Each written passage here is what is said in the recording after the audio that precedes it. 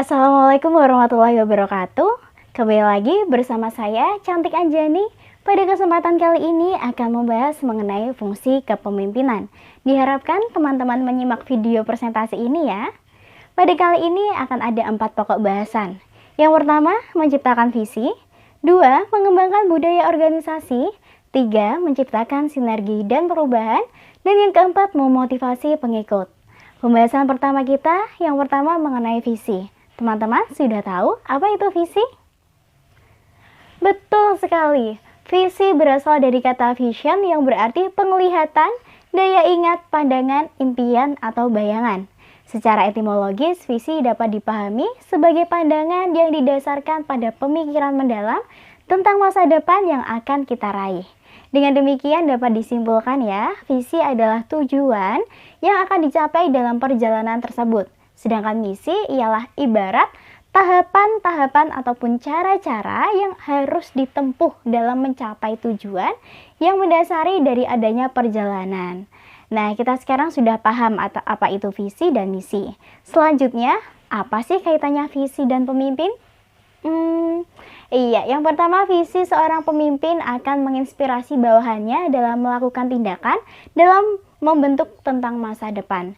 Yang kedua, visi yang benar juga dapat memberikan arti filosofis kepada setiap individu, menyangkut pengabdian, kebanggaan, dan citra diri bawahan dalam mengenali siapa dirinya dan siapa orang lain. Yang ketiga, setiap aktivitas organisasi yang dituntun oleh visi akan berorientasi masa depan yang lebih baik, lebih berhasil, dan akan mempermudah peran pemimpin dalam mewujudkan tujuan-tujuan yang telah direncanakan. Nah, di sini ada persyaratan visi nih menurut Wirawan. Apa aja? Yang pertama, hasil abstraksi. Nah, visi merupakan hasil abstraksi sesuatu yang ingin dicapai di masa yang akan datang.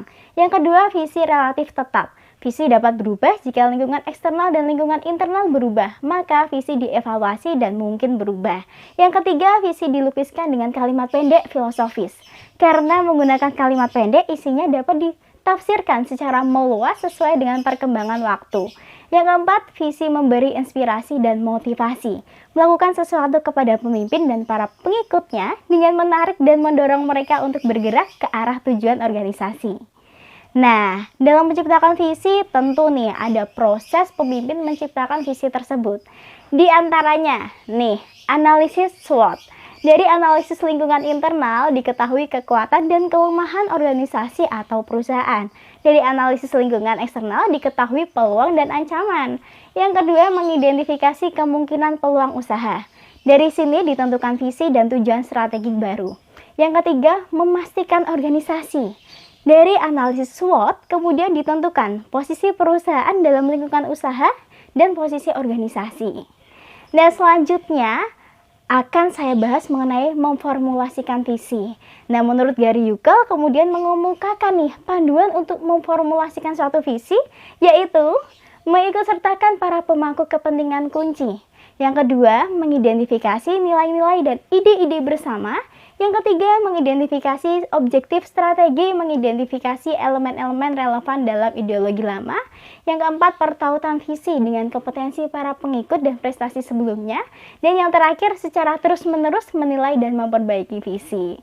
Nah, kita udah tahu tuh apa itu visi. Selanjutnya ada budaya organisasi nih teman-teman.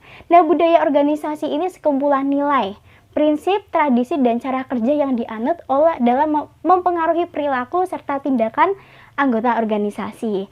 Nah, budaya ini dapat terlaksana dengan baik apabila pemimpinnya ini mampu mengarahkan dan menggerakkan bawahannya supaya perilaku bawahan sesuai dengan aturan yang telah ditetapkan. Nah, berkaitan dengan hal tersebut, apa sih pengaruh budaya kerja terhadap organisasi? Ya, betul sekali. Pengaruhnya yang pertama ada direction. Budaya akan menyebabkan atau menggerakkan organisasi mengikuti suatu arah atau tujuan tertentu. Yang kedua, pervasiveness. Derajat di mana budaya sudah merambat atau meresap dan menjadi wawasan bersama di antara anggota organisasi. Yang ketiga, strength. Derajat di mana budaya sudah mengakar kuat pada setiap anggota organisasi. Kemudian sejarah budaya organisasi dimulai oleh pendiri atau pemimpin dari satu atau sejumlah orang pada organisasi pertama dibentuk. Nah, pengembangan budaya organisasi ini juga merupakan proses dalam meningkatkan atau mempertahankan kebiasaan untuk menghadapi pengaruh global. 3 aspek penting nih dalam pengembangan budaya organisasi, yaitu struktur, proses, dan SDM-nya. Nah, pengembangan organisasi ini yang tumbuh dan terpelihara dengan baik akan membawa keberhasilan yang lebih baik juga tentunya. Berkaitan dengan itu semua, saya juga akan membahas nih mengenai menciptakan sinergi perubahan.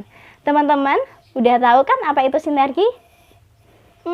Iya, betul sekali. Sinergi ini berasal dari bahasa Yunani, yaitu sinergos yang berarti bekerja bersama-sama.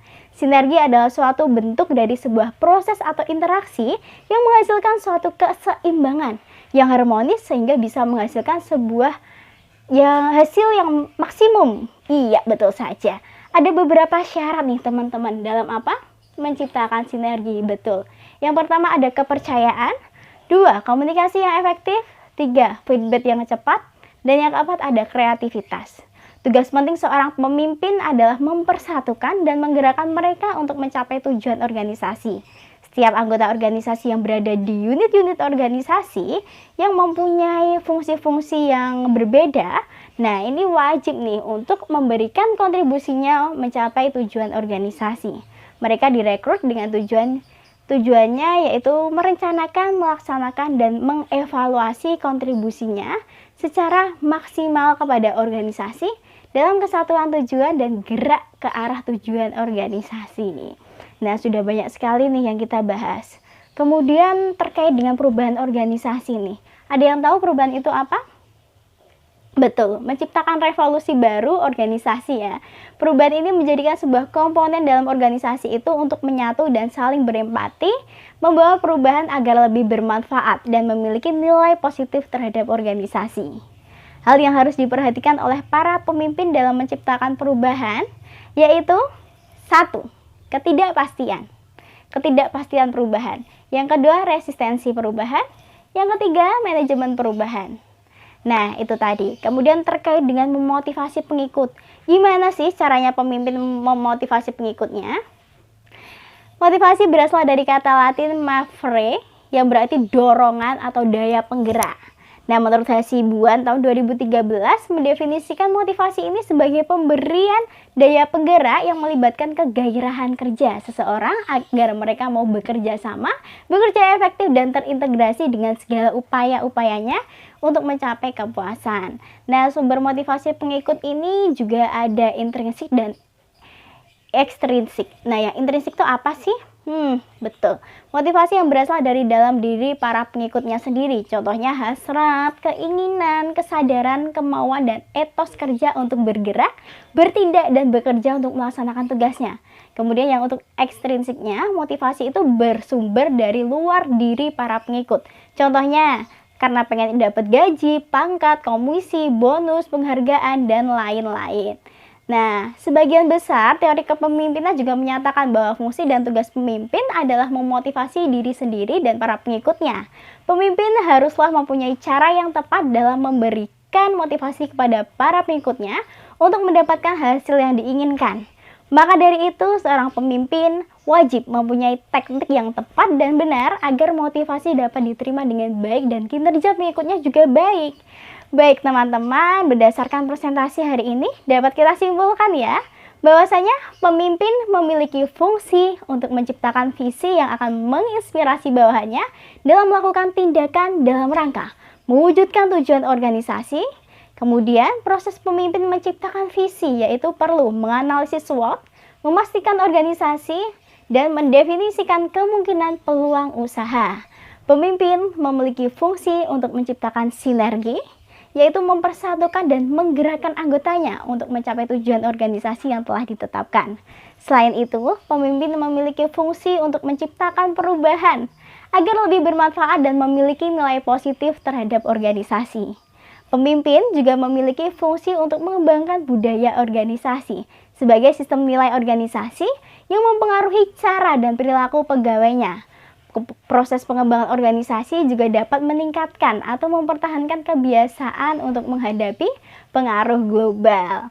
Nah, tentu saja pemimpin ini juga memiliki fungsi untuk memotivasi pengikutnya agar dapat mempengaruhi kinerja pengikut lainnya. Disinilah peran pemimpin harus dengan tepat memberikan motivasi kepada pengikutnya agar hasilnya sesuai apa yang diinginkan. Demikian presentasi dari saya, semoga dapat bermanfaat ya teman-teman. Wassalamualaikum warahmatullahi wabarakatuh. Sampai jumpa di video selanjutnya.